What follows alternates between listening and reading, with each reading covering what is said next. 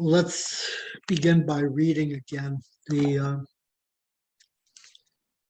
section on the crucifixion from Matthew. That's chapter 27, verses 32 to 44. As they were marching out, they came upon a man of Cyrene, Simon by name.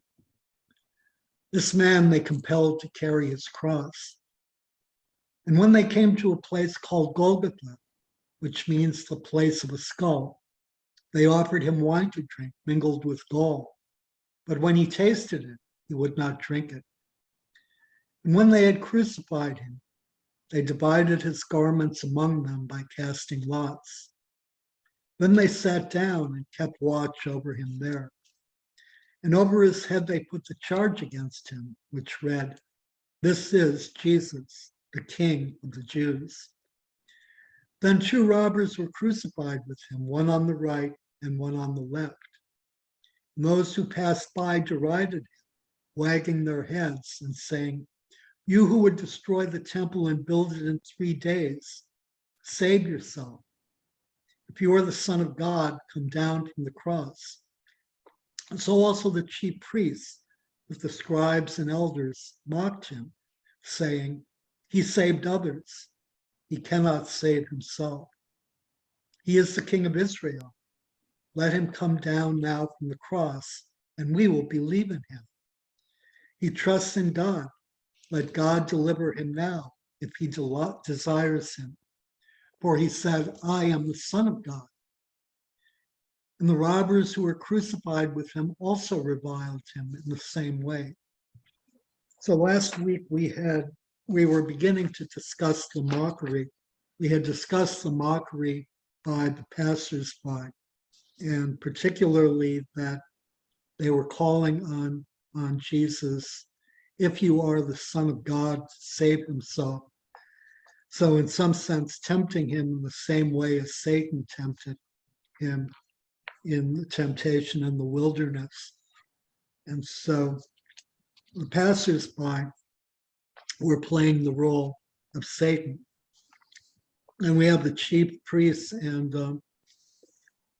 the elders doing basically the same thing, also calling him to if you are the king, if you are the Son of God, to do something. So what are they missing? That he came down from heaven to save man from sin.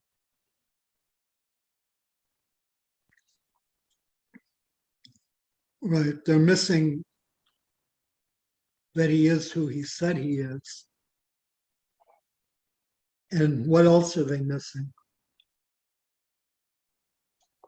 Well, they said he is the King of Israel, which he isn't. He's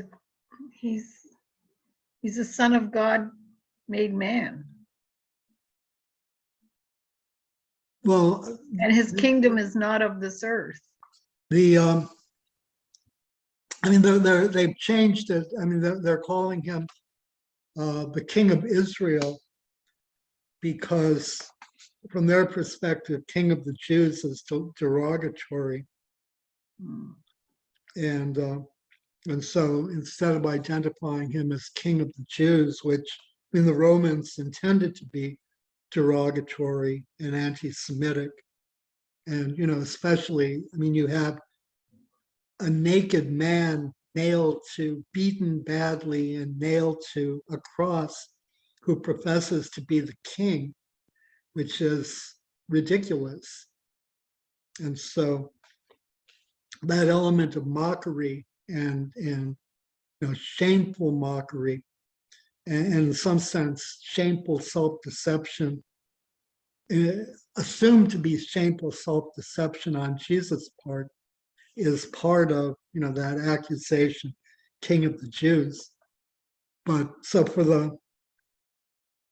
the Jewish leadership, it's okay that he's being mocked, but you want to do the mockery without the anti-Semitism. you don't want the anti-Semitic element to be present. So that becomes, he says he's the king of Israel. But what are they? So Jesus is king. He's king of the Israelites, but he's also king of the Gentiles as well. But what are they missing about kingship? That I mean, is, go ahead, Carmen. I was going to say the divinity part. He's the king, and he's God's son. Well, what does it mean to be a king who's God's son? The divinity portion of him. What does that mean? Well, he was man and God, but of course they didn't know that until later. They didn't see the connection with God. They're waiting for the Messiah, but they didn't realize that he was the one. Right. I mean, his kingdom is also not from this world, right? Mhm. His kingdom is not from here. Yeah, that's true. Although, we also have to be kind of careful with that because his kingdom isn't totally otherworldly either. But he said that his what did he say? Something about I'm not of this world. In John's gospel, Oh, was Oh, right? it? Okay. okay. So remember that unlike Matthew, John's gospel has heavy elements of mysticism, which make a considerable difference. And even then, one shouldn't overstate the otherworldly, kind of dimension of Jesus' kingship. Because that would imply, first of all, that he's not a king in this world. It also would imply that the purely the sole importance of Jesus' kingship is to get us into heaven. And that's not the sole goal or purpose or importance of Jesus' kingship. He was trying to bring people to God. He was trying to lead them. And how do you do that? How is the king supposed to lead? By telling them how to live. By loving each other and he was leading by example. He wanted people to be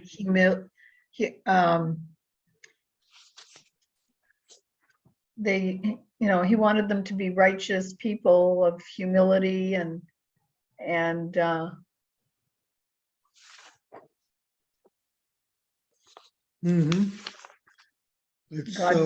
God-fearing people. Yeah. So lead by example, love. Love one another as yourself. For his opponents, what is a king? A king is someone who imposes laws, right? Yeah. A king is someone who forces people to do the things he wants. And comes on a horse with a sword in his hand. Right, exactly. Comes on a horse with a sword in his hand, which actually, is very much, in a lot of ways, the evangelical view of Jesus.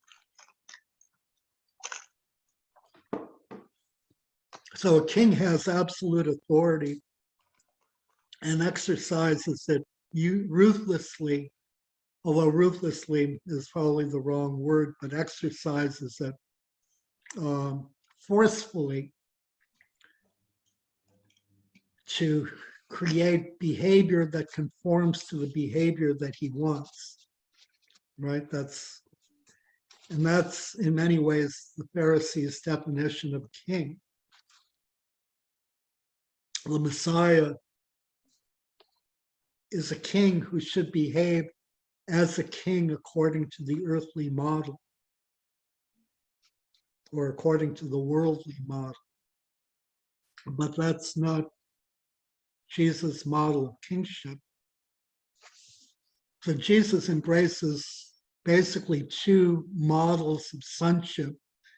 First of all, he's the enthroned king who is victorious over his enemies.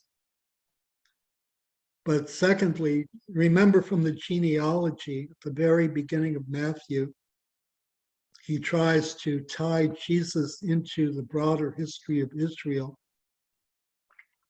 So Jesus is the true Israel who's called to a life of humble obedience and service. Remember, Jesus tells the disciples not to lord it over one another as the Gentiles do, as the rulers of the Gentiles do. And he wasn't actually really exclusively talking about the Gentiles. He didn't say it, but he could have said equally, don't lord it over one another as the rulers of Temple Judaism do. Mhm. So their view is so we have the enthroned king victorious, and then we have true Israel called to humble obedience and service. So those two are united in Jesus. For the opponents of Jesus and for the mockers here, they set those two things in opposition. So instead of being a unity, they're very separate things, which makes it possible to have a path of kingship without pain and suffering. So the result is that he's on the cross by itself proves that he isn't who he said he was. And also, he saved others, he cannot save himself. Mhm. So the implication is that if he cannot save himself, he can't save others. Mhm. What's wrong with that? Well, how do they believe that he saved others if he can't save himself? How can they say he saved others? I think they're implying that he didn't save others. Mhm. They're jokingly saying he saved others, but he can't save himself, you know. Mm-hmm. I mean, it's kind of like someone saying of a doctor, he heals others, but he can't heal himself. Mhm. That's obviously not a very good doctor. Mhm. And he probably didn't heal others. Mhm. So what's wrong with that? They're saying that the people that were healed and had miracles done to them were not really people that had suffering. They were just planted to say that he healed them. I don't know. I'm pulling straws here. Yeah, yeah, planted is good. I wouldn't go that far. I mean, we see plantings today, Yeah, but but obviously they didn't believe that these people were saved. right. I mean, remember in John's gospel, there's a young blind man, and they keep asking him the same questions over and over because they don't believe him, and they speak to his parents to confirm that he was really blind because they don't believe him. And regardless of what anyone says, they don't believe it anyway. Mm-mm. So it's just constant repetition of the same kind of broken record Mhm. because they're not going to listen, not going to believe, and they're asking their questions with a preconceived answer in mind. And if they don't get and they're going to ask until they get the preconceived answer. But But the irony here is that it's precisely because he can't save himself. I mean, on the one hand, certainly he could save himself. But on the other hand, it's precisely because he can't save or refuses to save himself that he saves others. Well, there was no one else that could pay that price Right. and do what he was able to do with having to suffer this. Right. Nobody else could be crucified. So saving others requires that he not save himself. Well, because he was resurrected, and he was to prove to the world that, this is he is the true Christ. Yeah, although don't get ahead don't get ahead of yourself. We haven't gotten to the resurrection yet. Okay. I mean, so the important thing here is that it's in losing his life that Jesus saves. Similarly, as Jesus tells us, if we lose our lives, we gain them. For the sake of others. And if we save our lives, we lose them. Right? For the sake of others, if we focus on ourselves and look out for number one and save our own lives, we lose them. And in verse 42 and 3, he is the King of Israel. Let him come down now from the cross, and we will believe in him. I think from all the mockeries, this is the one of the biggest lie of all. I'm sorry, what, Thais? I think from the whole mockery thing, in my opinion, this one is the most this hurts the most. Inconceivable one, because he did so much, and then they want the last proof of you are God. Can you kill me? You guys won't believe it. Like you said, when they went with a preconception, with the blind man healing of the blind man, you already know what you want to believe, so you won't believe, even if he leaves the cross and carries the cross. I told you all. It's oh no, you are not. No, you're not the Christ. But yeah. So one of the things that's sort of striking, he trusts in God. Let God deliver him now. I know, it's like he has to stay on earth instead of taking Christ to himself. They think that by staying on earth and being alive is is the destiny.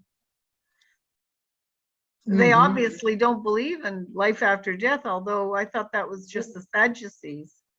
Well, these predominantly are the Sadducees. In fact, okay. They're not joined by the Pharisees again until after the burial. Okay, so they think that this is all there is. But these are right. These are this is the Sanhedrin and the priests and the elders. So these are Sadducees. So one of the things that's striking is the come down. He trusts in God.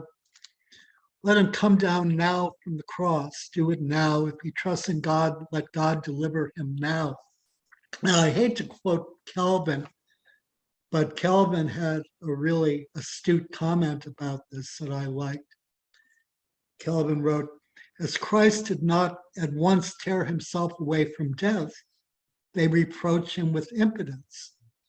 This is too much the way of the wicked at all times, to measure God's power by present appearances, thinking that what he does not do, he cannot do. It is contrary to the nature of faith to insist on the adverb now. So that's actually a really powerful statement because we all do it. I mean, we all expect that God is going to do something for us now. Like, I want to be healed now. I want to be blessed now. And we have the model of the chief priests and elders to see who people who want to be whatever now are. So Calvin is right. It is contrary to the nature of faith to insist on the adverb now. Although it's also true, I mean, that they're not being honest. They won't believe in him without any, I mean, under any circumstances. So they've changed. I mean, they haven't, changed it on the cross, but they've changed King of the Jews, which they would consider derogatory and anti-Semitic, to King of Israel. But they also have their little ethnic barb. Does anyone catch that? Ethnocentric barb. Let him come down now from the cross, and we will believe in him. Who believes in him? His apostles, Who are they? Jews, From? Jerusalem. Galilee.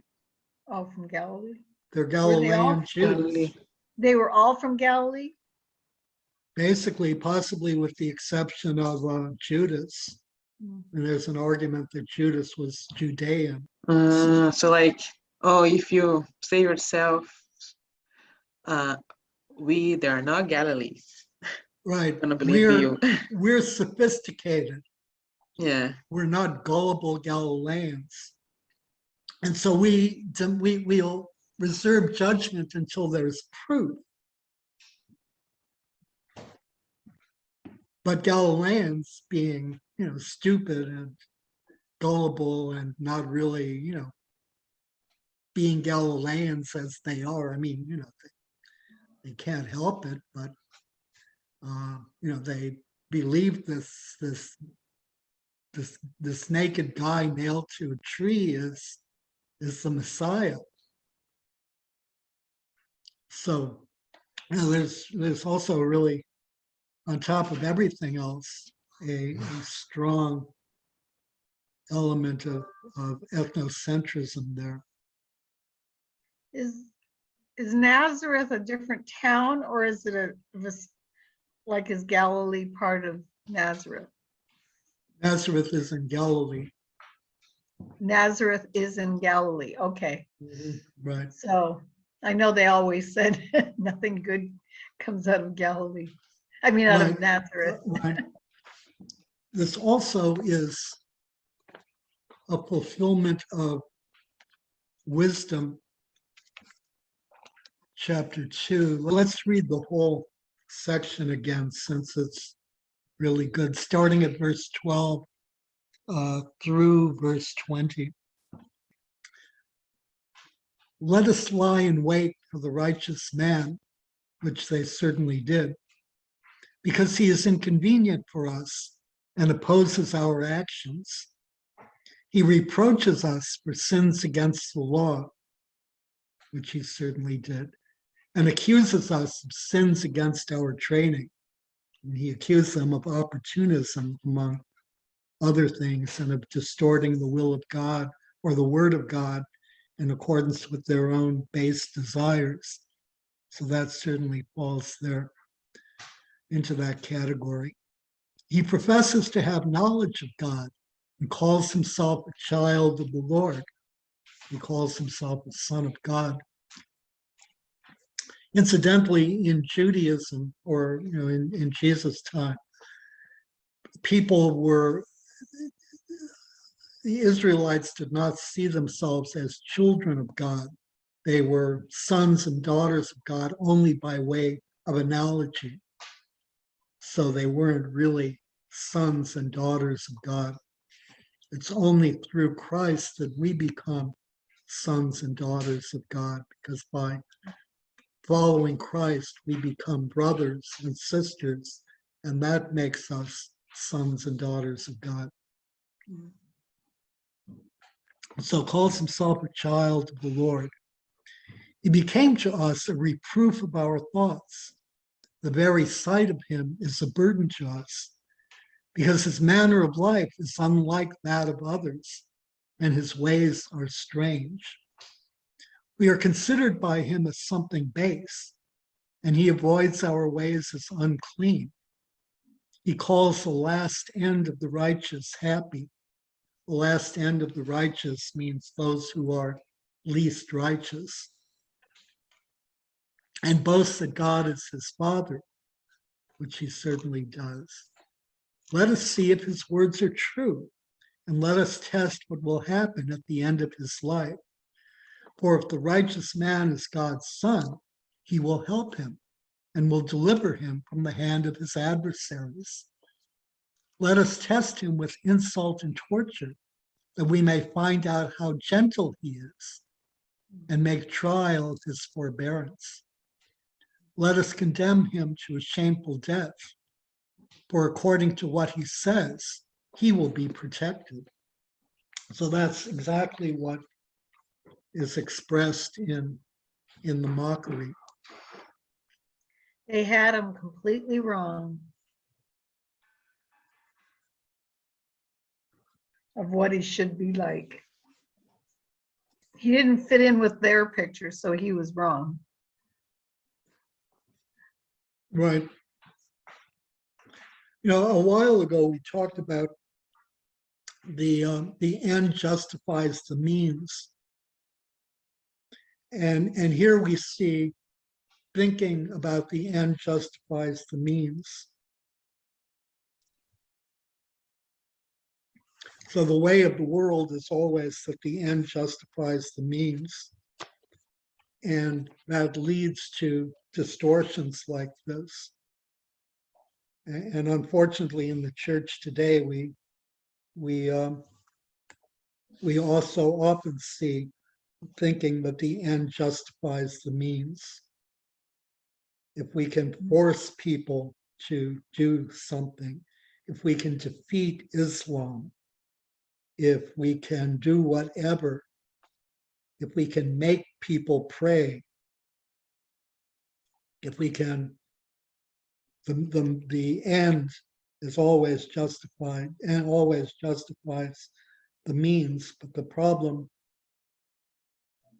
from the perspective of the kingdom of God is that the means have to be justified.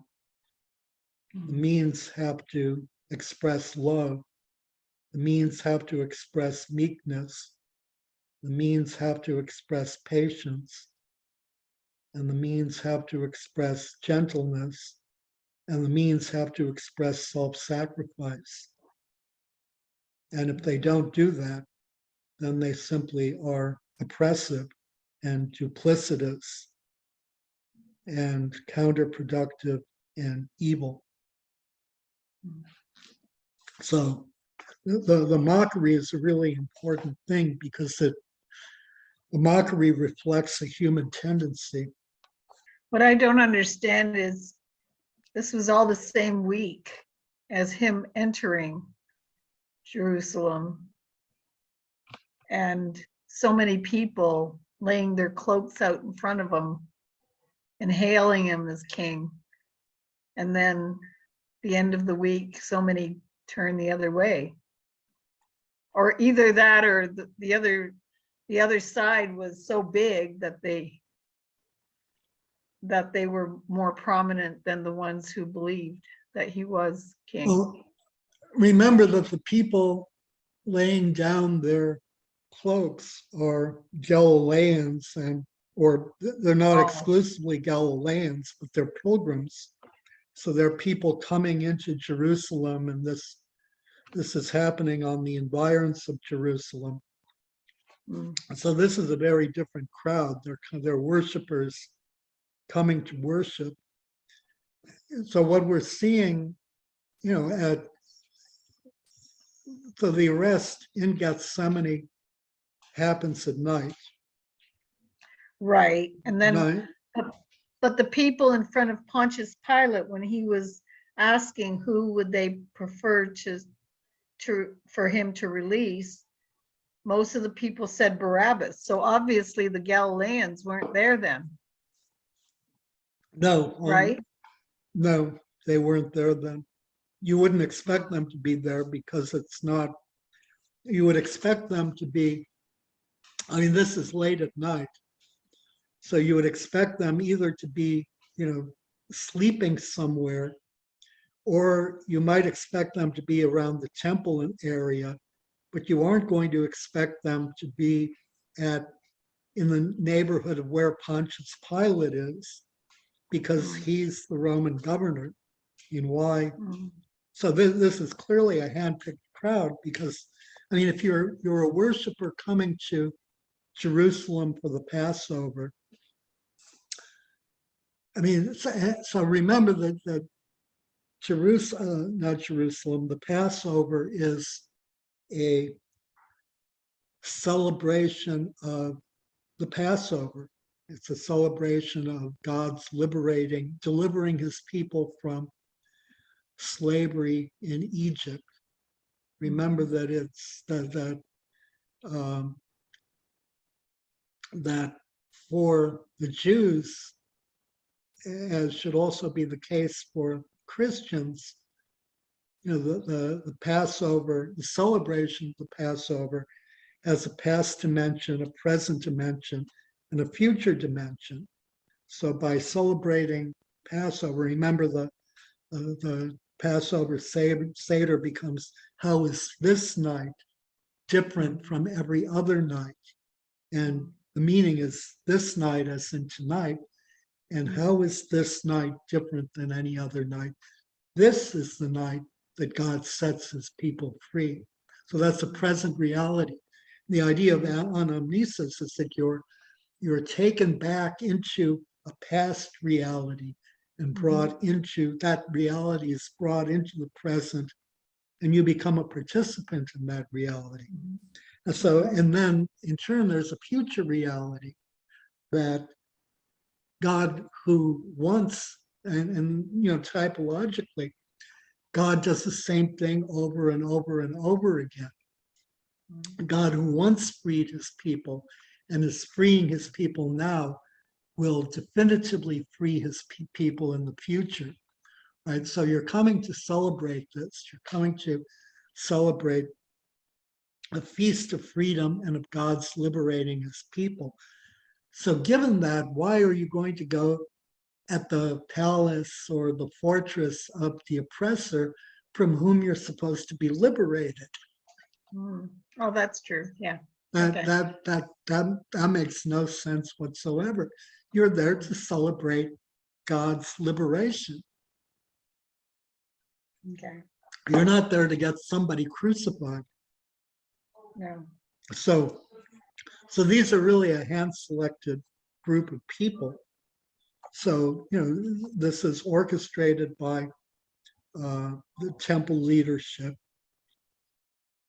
This is their plan, and these are their followers and their henchmen who are doing it, and they're powerful. And they're waiting for that decision to be made anyway, so that's why they're there. Right. Yeah. So it's always important, sort of to try to, it's always important to try to look to see what components of, society form the crowd and who they are, and we always have to be very careful not to, sort of lump everybody together, because everybody can't be lumped together. So also then notice all of their three challenges: save yourself, come down, and let God save you, really amount to one thing: to avoid crucifixion. So the assumption is that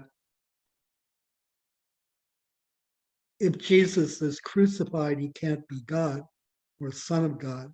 He has to be an imposter. Whereas the reality is that it's precisely because he's the Son of God that he's hanging on the cross. That's unfathomable. So I think Nicodemus, he was a Pharisee, right? Mm-hmm. So where are all the Pharisees in this?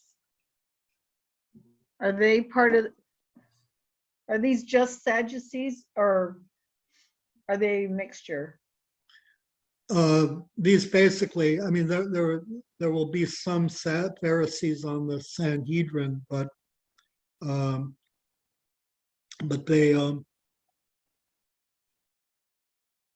so it's a mixed, mostly Sadducee, partly Pharisaic group. Okay. And I know Nicodemus was mentioned, but not in Matthew's gospel, right? Right, that's in John's gospel. Right. And there's speculation that Joseph of Arimathea may have been a member of the Sanhedrin as well. Mm-hmm. Oh, really? Sanhedrin, huh? But that's not, completely known. That's not known. I mean, it's, assumed by some. I mean, it's probably likely, it's clear that he was an influential, wealthy person. And But he offered to take care of the body in a brand new tomb, right? In a brand new right, tomb that was in a brand new carved tomb. for him. Right. Right. He went to Pilate and asked for the body. We'll discuss we'll discuss burial when we get to Joseph of Arimathea. Okay. But Okay. no, Sorry. that's okay. It's just that he clearly was very wealthy and very powerful.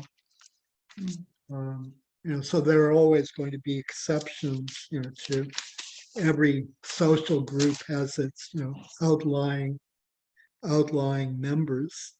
So we can't brand everybody just because they're, wealthy as whatever, or a Sadducee as whatever, or a Pharisee Or a guard. as whatever. Even the guards, Or apparently. the guards, right? Yeah. So then the last instance, the last group to mock Jesus are the bandits, the two bandits next to them, who basically evidently contribute the same abuse and the same mockery as the passersby and the chief priests and elders. So that's a fulfillment of Isaiah chapter 53. Oh, yeah? So is it only in John's gospel that there was one good and one bad? In Luke's. Oh, Luke's okay. gospel. Okay. Yeah, that's only in Luke's gospel. Okay. It's the middle of verse 12, but let's start reading from verse 10. This is the part of Isaiah that has, by his stripes we are healed. The earlier in the chapter. It's the suffering servant. Yet it was the will of the Lord to bruise him. He has put him to grief. When he makes himself an offering for sin, he shall see his offspring. He shall prolong his days. The will of the Lord shall prosper in his hand. He shall see the fruit of the travail of his soul and be satisfied. By his knowledge shall the righteous one, my servant, make many to be accounted righteous, and he shall bear their iniquities. Therefore I will divide him a portion with the great, and he shall divide the spoil with the strong, because he poured out his soul to death and was numbered with the transgressors. So, and was numbered with the transgressors. Yet he bore the sin of many and made intercession for the transgressors. Was numbered with the transgressors. So it's human to come down from the cross, and it's divine to hang there. The irony is also all ironic in the end, because every single instance of the mockery is ironic. Does anyone see how that is? Well, because the robbers that were crucified with him also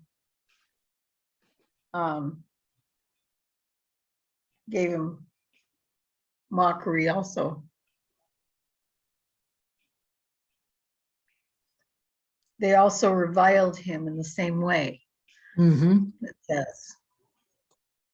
Well, let's look at each instance, element of mockery. So in verse 40, you who would destroy the temple and build it in 3 days, save yourself. You who would destroy the temple and build it in 3 days. So they think that he's talking about the temple in Jerusalem. The physical temple. Right. He's talking about himself. But either way, the irony is that by their actions, they're bringing judgment upon themselves, which will destroy the temple. So they're making it happen.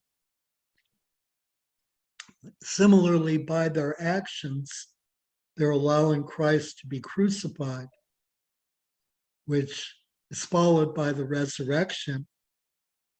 So they're participants in making it happen. From their perspective, these are absurd claims.